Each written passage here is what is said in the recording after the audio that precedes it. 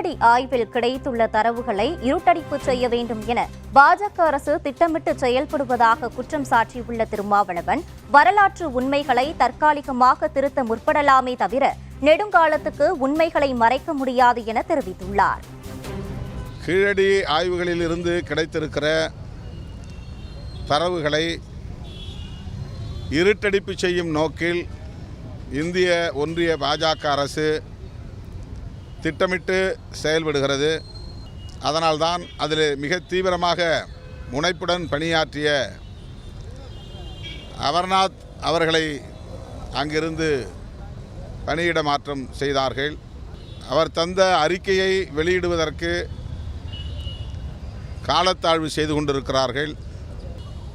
வரலாற்று உண்மைகளை நெடுங்காலத்திற்கு மறைக்க முடியாது. தற்காலிகமாக திட்டமிட்டு அவர்களின் அதிகாரத்தை பயன்படுத்தி மறைக்கவோ அல்லது திரித்து சொல்லவோ முயற்சிக்கலாம். ஆனால் உண்மை எப்போதும் உண்மையாகவே இருக்கும், அது வலிமையாக இருக்கும், உரிய நேரத்தில் அது வெளிப்படும் என்பதை வரலாறு அவர்களுக்கு உணர்த்தும்.